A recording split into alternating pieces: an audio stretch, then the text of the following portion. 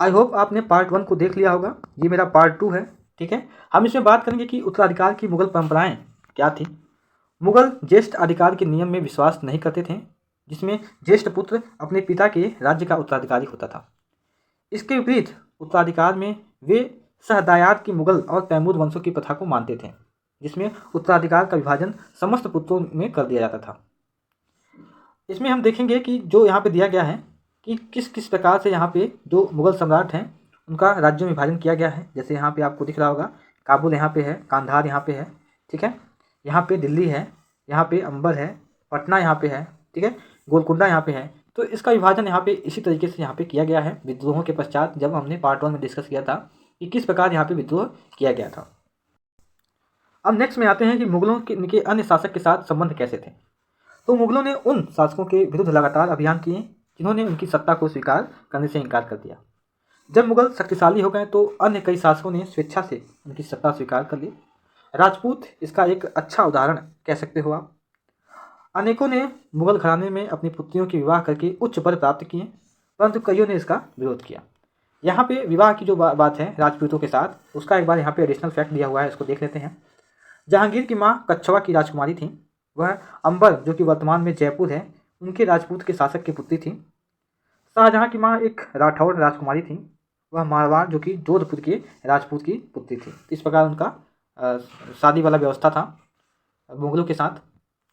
मेवाड़ के सिसोदिया राजपूत लंबे समय तक मुगलों की सत्ता को स्वीकार करने से इनकार करते रहे, परंतु जब वे हारे मुगलों से तो उनके साथ अपना सम्मानवीय व्यवहार किया उन्होंने मुगलों ने, और उन्हें उनकी जागीर वापस कर दी। पराजित करने परंतु अपमानित न करने के बीच सावधानी से बनाए गए संतुलन की वजह से मुगल भारत के अनेक शासक और सरदार पर अपना प्रभाव बढ़ा पाए, परंतु इस संतुलन को हमेशा बरकरार रखना कठिन था। ठीक है, जब शिवाजी मुगल सत्ता स्वीकार करने आए तो औरंगजेब ने उनका अपमान किया, और इसका परिणाम क्या हुआ इसको हम आगे देखेंगे कि उन्होंने क्या किया। यहाँ पे नेक्स्ट आता है कि मनसबदार और जागीरदार, इनके बीच जो अंतर है वो क्या है। जैसे जैसे साम्राज्य में विभिन्न क्षेत्र सम्मिलित होते गए, वैसे वैसे मुगलों ने तरह तरह के सामाजिक समूहों के सदस्यों को प्रशासन में नियुक्त करना आरंभ कर दिया। शुरू शुरू में ज़्यादातर सरदार तुर्की यानी कि ईरानी थे, तुर्की थे, लेकिन अब इस छोटे समूहों के साथ उन्होंने शासक वर्ग में ईरानियों, भारतीयों, मुसलमानों, अफगानों, राजपूतों, मराठों और अन्य समूहों को भी इसमें सम्मिलित कर दिया। मुगलों की सेवा में आने वाले नौकरशाह क्या कहलाते थे? मनसबदार कहलाते थे। ठीक है, मनसबदार शब्द का प्रयोग ऐसे व्यक्तियों के लिए होता था जिन्हें कोई मनसब यानी कोई सरकारी हैसियत या पद मिलता था। यह मुगलों द्वारा चलाई गई श्रेणी व्यवस्था थी, जिसके जरिए एक पद दो वेतन, यानी कि सबसे पहले उनको पद होता था, वेतन मिलता था, ठीक है, और सैन्य उत्तरदायित्व उनको निर्धारित किए जाते थे। पद और वेतन का निर्धारण जात की संख्या पर निर्भर करते थे। जात की संख्या जितनी अधिक होती थी, दरबार में अभिजात की प्रतिष्ठा उतनी बढ़ जाती थी और उसका वेतन भी उतना ही अधिक होता था। जो सैन्य उत्तरदायित्व मनसबदारों को सौंपे जाते थे, उन्हीं के अनुसार उन्हें घोड़सवार रखने की भी जरूरत थी और उनको घोड़सवार रखना पड़ता था। मनसबदार अपने सवारों को जो घोड़े की सवारी करते थे उनके निरीक्षण के लिए लाते थे। वे अपने सैनिकों के घोड़ों को दगवाते थे एवं सैनिकों का पंजीकरण भी करवाते थे। इन कार्यवाहियों के बाद उन्हें सैनिकों को वेतन देने के लिए धन मिलता था। ठीक है, मनसबदार अपना वेतन राजस्व एकत्रित करने वाली भूमि के रूप में पाते थे, जिन्हें हम जागीर कहते हैं, और जो तकरीबन इक्ताओं के समान ही थी। हमने ऊपर देखा था क्लास 6 में कि इक्ता क्या होते हैं। ठीक है, परंतु मनसबदार जो है मुफ्तियों से भिन्न थे। अपने जो जागीर था वहाँ पे वो लोग नहीं रहते थे और न ही उन पर प्रशासन करते थे। उनके पास अपनी जागीर से केवल राजस्व एकत्रित करने का अधिकार था। यह राजस्व उनके नौकरों और उनके एकत्रित करते थे, यानी कि जो नौकर होते थे वही ये एकत्रित करते थे, जबकि वे स्वयं देश के किसी अन्य भाग में सेवारत रहते थे। अकबर के शासनकाल में इन जागीरों का सावधानीपूर्वक आकलन किया जाता था ताकि इनका राजस्व मनसबदार के वेतन के तकरीबन बराबर रहे। औरंगजेब के शासनकाल तक पहुँचते पहुँचते स्थिति बदल गई। अब प्राप्त राजस्व मनसबदार के वेतन से बहुत कम था। मनसबदारों की संख्या में भी अत्यधिक वृद्धि हुई, जिसके कारण उन्हें जागीर मिलने से पहले एक लंबा इंतजार करना पड़ता था। इन सभी कारणों से जागीरों की संख्या में कमी हो गई। इसके परिणाम स्वरूप कई जागीरदार जागीर रहने पर एक कोशिश करते थे कि वे कितना राजस्व जो है वो वसूल कर सकें या कर लें। अपने शासनकाल के अंतिम वर्षों में औरंगजेब इन परिवर्तनों पर नियंत्रण नहीं रख पाए। जिसके कारण जो है किसानों को अत्यधिक मुसीबतों का सामना करना पड़ा। ठीक है, सामना कैसे करना पड़ा? जो किसान होते थे वो जो है अपने भूमि पर फसलों को उगाते थे। फसल का जितना भी लगान जो मनसबदार थे वो कहते थे तो उनको लगान देना पड़ता था।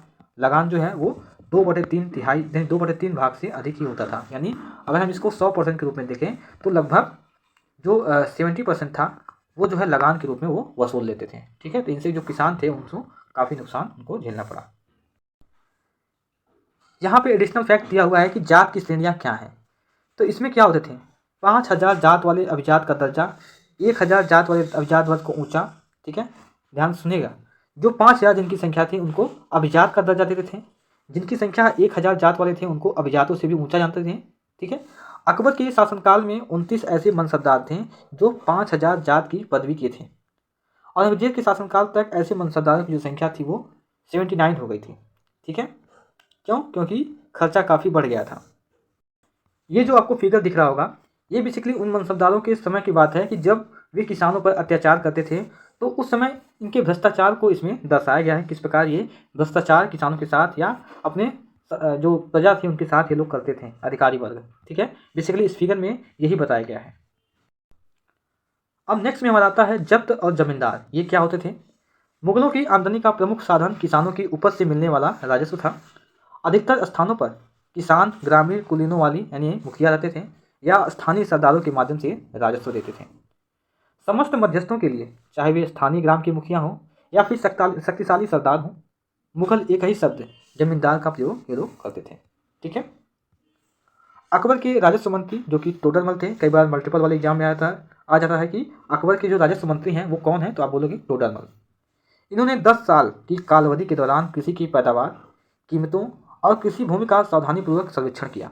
इन आंकड़ों के आधार पर प्रत्येक फसल पर नकद के रूप में कर निश्चित कर दिया गया और प्रत्येक सूबे को एक राजस्व मंडली के रूप में बांटा गया, और प्रत्येक की हर साल के लिए राजस्व की अलग अलग सूची बनाई जाती थी।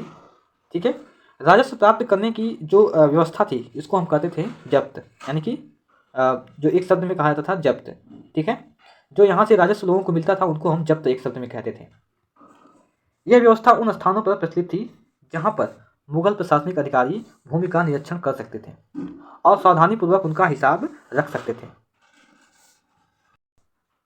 ऐसा निरीक्षण गुजरात और बंगाल जैसे प्रांतों में संभव नहीं हो पाया। कुछ क्षेत्रों में जमींदार इतने शक्तिशाली थे कि मुगल प्रशासक द्वारा शोषण किए जाने की स्थिति में वे विद्रोह कर सकते थे। कभी कभी एक ही जाति के जमींदार और किसान मुगल सत्ता के खिलाफ मिलकर विद्रोह कर देते थे। 17वीं शताब्दी के आखिरी में ऐसे किसान विद्रोह ने मुगल साम्राज्य के स्थायित्व को चुनौती दी थी। अब नेक्स्ट में हमारा आता है कि अकबरनामा और आईने अकबरी। ठीक है, इसमें बेसिकली क्या कहा गया है? अकबर ने अपनी करीबी मित्र और दरबारी अबुल फजल को आदेश दिया कि वह उसके शासनकाल का इतिहास लिखे। ठीक है, तो इसको आपको ध्यान रखना है कि अकबर के जो इतिहास है अकबरनामा, उसके जो लेखक हैं वो हैं अबुल फजल। क्लियर है? और इनके जो मंत्री थे, राजस्व मंत्री, वो कौन थे? टोडरमल। ठीक है, तो यहाँ पे उन्होंने कहा कि इतिहास लिखिए प्लीज। अबुल फजल ने यह इतिहास 3 जिल्दों में लिखा और इसका शीर्षक है अकबरनामा।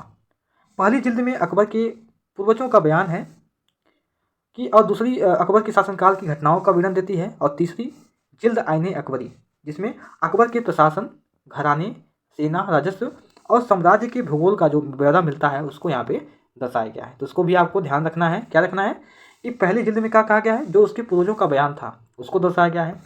दूसरी जिल्द में क्या, जो अकबर की जो इस समय घटनाएं की गई हैं अकबर के द्वारा, उसको यहाँ पे किया गया है। और तीसरा जो कि जिसका नाम है आईने अकबरी, उसमें अकबर की जो प्रशासन है, घराने हैं, सेना, राजस्व और जो भूगोल है उसका यहाँ पे ब्यौरा दिया गया है। इसमें समकालीन भारत के लोगों की परंपराओं और संस्कृतियों का भी इसमें विस्तृत वर्णन किया गया है। आईने अकबरी का सबसे रोचक आयाम है विविध प्रकार की चीज़ों, फसलों, पैदावार, कीमतों और मजदूरी, और साथ में राजस्व का सांख्यिकीय विवरण इसमें मिलता है। ठीक है, यहाँ पे आपको जो फिगर दिख रहा है कि अबुल फजल ने अकबरनामा लेते हुए अकबर, यहाँ पे आपको दिख रहा होगा कि अबुल फजल जब लिख चुके हैं तो अब उसको यहाँ पे अकबर को देते हुए।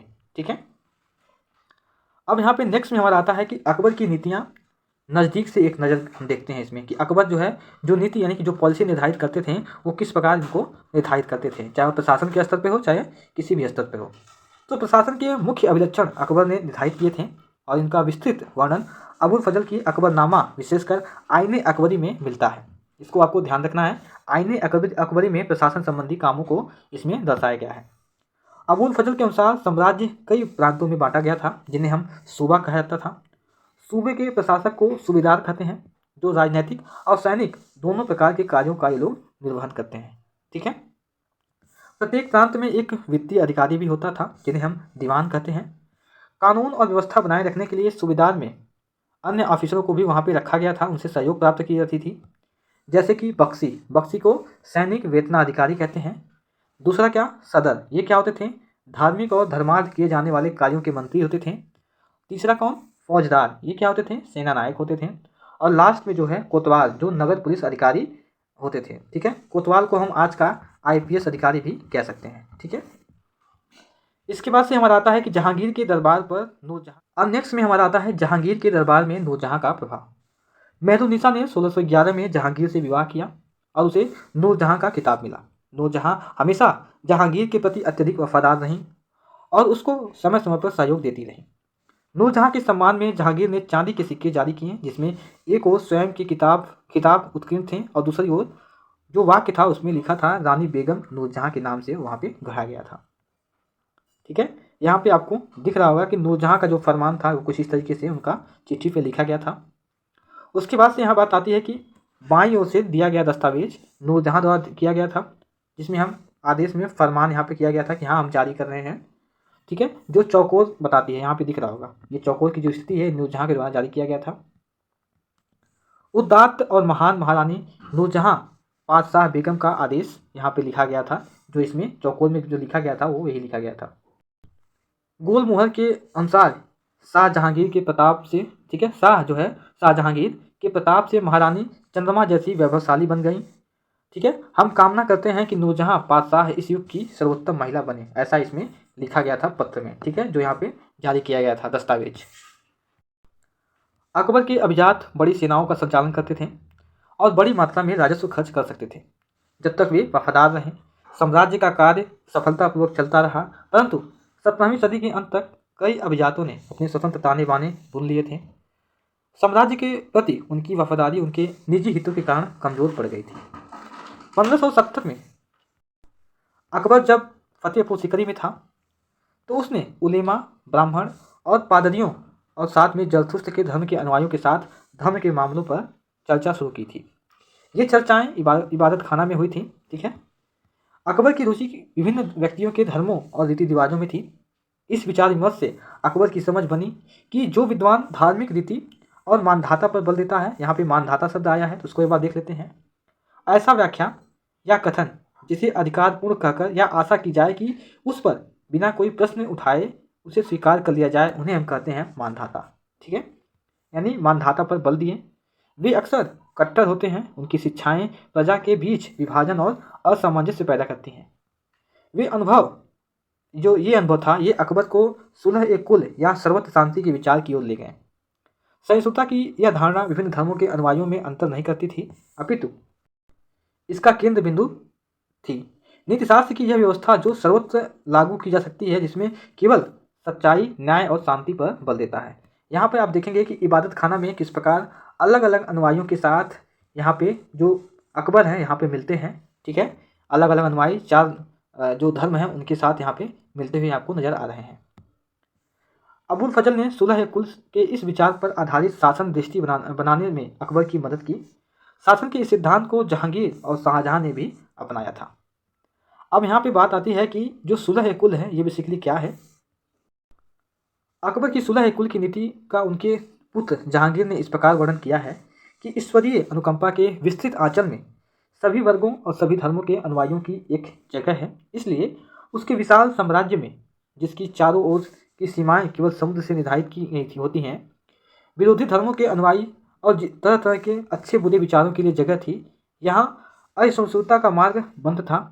यहाँ सुन्नी और शिया एक ही मस्जिद में इकट्ठा होते थे और ईसाई और यहूदी एक ही गिरजे में प्रार्थना करते थे। उसने सुसंगठित तरीके से सार्वत्रिक शांति यानी सुलह कुल के सिद्धांत का पालन किया। यहाँ पे एडिशनल फैक्ट दिया हुआ है कि अकबर ने कई सांस्कृतिक ग्रंथों के फारसी में अनुवाद कार्य को संपन्न कराया। इस उद्देश्य हेतु उन्होंने फतेहपुर सीकरी में एक मकतब खाना या अनुवाद ब्यूरो की स्थापना की थी। महाभारत, रामायण, लीलावली और योग वशिष्ठ जैसे कुछ उल्लेखनीय सांस्कृतिक ग्रंथ तो अनुवाद में यहाँ पे करवाया, ठीक है, और उसको चुना गया। रजमनामा जो महाभारत का फारसी अनुवाद है, इसको आपको ध्यान रखना है, कई बार मल्टीपल वाले एग्जाम में आ जाता है। इसमें महाभारत की घटनाओं का वर्णन किया गया है।